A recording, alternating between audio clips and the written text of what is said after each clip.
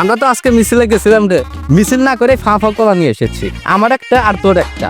ঠিক কস না কেন? ঠিক ঠিক প্রায় অনেকদিন পরে বাংলাদেশে সরকারি নির্বাচন হচ্ছে, ঠিক কস না কেন? ঠিক বস, নির্বাচনে আগ পর্যন্ত ফাঁপা লাগাতে পারবো। বস আমার কলা দেখে তো মনে হচ্ছে 3 ইঞ্চি, দেখি তো আপনারটা কয় ইঞ্চি? আরে বেটা, সকালবেলা দেখছিলাম 8 ইঞ্চি, আর এখন তো তাও 5-6 ইঞ্চি তো হবেই। কি বলেন, এত বড় কলা কারো হয় নাকি? আরে বেটা, সবার কলা তো আর সমান হয় না, বুঝোস নাই? ঠিক বস, তারপরেও একটু দেখি। আমার 3 ইঞ্চি কলা আমি খাইতেছি, আপনার 6 ইঞ্চি কলাটাও খাইতে একটু দেখি। আরে দাঁড়া, অত বড় কলা প্যান্টের ভিতরে আটে না, বার করতে দে। এই ধর আমার 6 ইঞ্চি কলা। 2 মিনিট একটু দাঁড়া, আমি হালকা হয়ে আসি।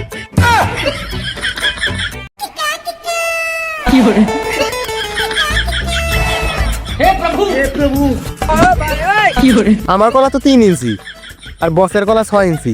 বস রে দেখ সব সম্ভব। আচ্ছা বস, নির্বাচনের তবে এখনো 5 দিন বাকি আছে। এখনই দেশের যে হট্টগোল, না জানি ভোটের আগের দিন কি হবে।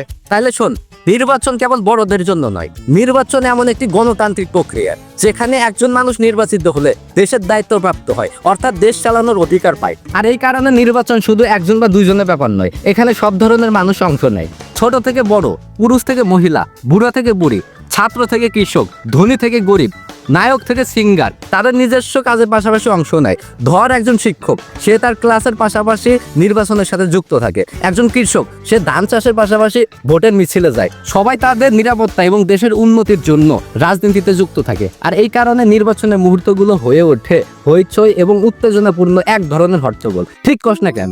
ঠিক বস, একবার ঠিক কথা বলছেন। সবাই নির্বাচনে অংশগ্রহণ নেয়, কিন্তু আমরা দুজনে টোকাইয়ের মতো ঘুরি।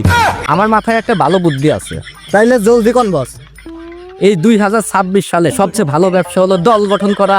আমার নিজস্ব একটা দল থাকবে, আমি হব ওই দলের প্রেসিডেন্ট। তার মানে এখন থেকে আপনার দলের ব্যবসা করবে?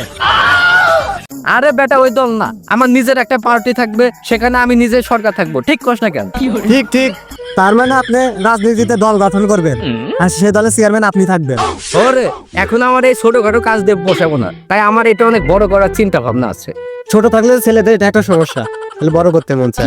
আরে বেটা, আমি ওইটা বড় করার কথা বলি নাই, বড় করা দিয়ে বুঝাইছি আমার এই রাজনৈতিক দলটা একদিন অনেক বড় হবে। তাইলে বস, আমিও আপনার সাথে থাকতে চাই, আপনার সাথে থেকে কোটি কোটি টাকা কামাই করতে চাই। কয় কি রে, কোটি টাকা কামাইবো? 1 লাখে কয়টা শূন্য হয় তুই এটাই বলতে পারোস না? বস, আপনি এটা একটা কথা বললেন, এই সামান্য বিষয়ে আমি পারবো না। তাহলে বল। বস, আমি তো বললামই যে আমি এই সামান্য বিষয়ে পারবো না। তোরে আমার ভালো লাগছে, এখন থেকে তুই আমার লগে থাকবি। চল, এখন থেকে দল গঠনের প্রস্তুতি নি।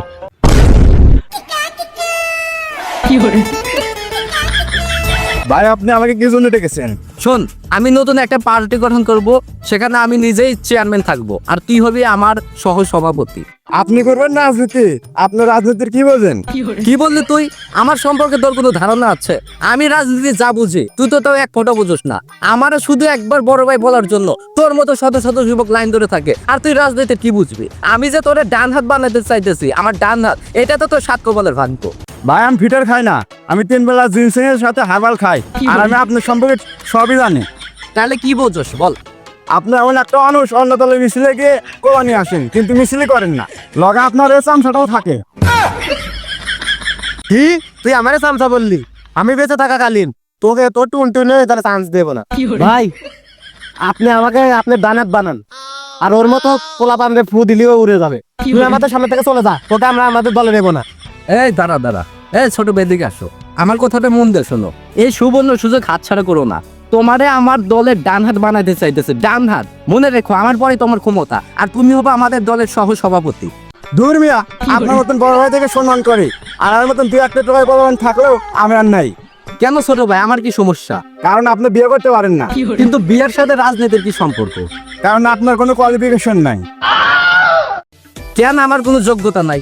কারণ যে বিয়ে করতে পারে না তার কোনো ক্ষমতা নাই, আর আপনিও তো বিয়ে করতে পারেন না, তাই আপনার কোনো ক্ষমতা নাই। রকি, তুই সবার সামনে আমার দুর্বল জায়গায় হাত দিয়ে আঘাত দিলি। আমি এখনো বিয়ে করতে পারি নাই বলে এই কথা বলে তুই আমারে কষ্ট দিলি। আমি তোর অভিশাপ দিলাম, তোর যৌবন নষ্ট হয়ে যাক, তুইও যেন কখনো বিয়ে করতে না পারো। কিন্তু ভাই, এখানে সবাই কই পারলেন, এখানে তো আমরা 3 জন। তোর মতো শত শত বলাবান আমার পিছনে ঘুরে, আর তুই আমার সাথে এত বড় বেয়াদবি করলি। তোর জন্য আমার দল গঠনের দিন দেখতে না পাই। ওই চল। চলেন।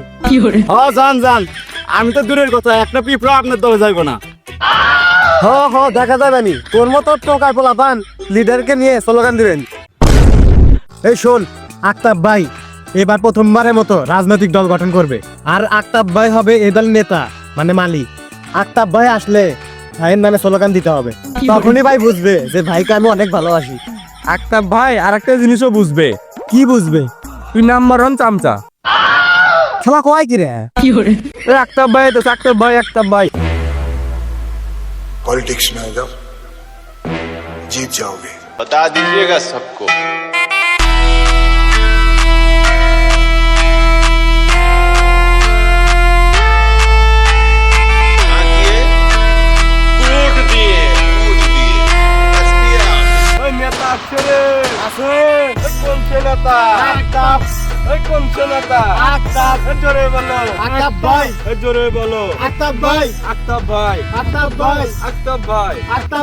জোর হলো না, আরো জোরে। আক্তাব ভাইয়ের কিছু হলে চলবে আগুন ঘরে ঘরে। আক্তাব ভাইয়ের কিছু হলে চলবে আগুন ঘরে ঘরে।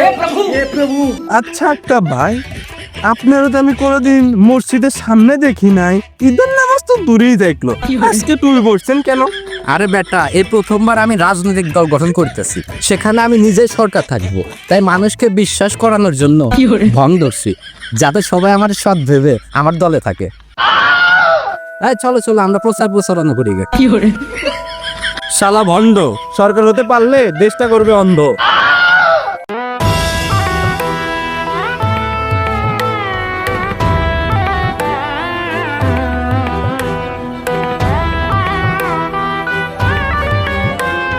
হ্যালো এভরিওয়ান, কেমন লাগলো আমাদের এই ইলেকশনের ভিডিওটি?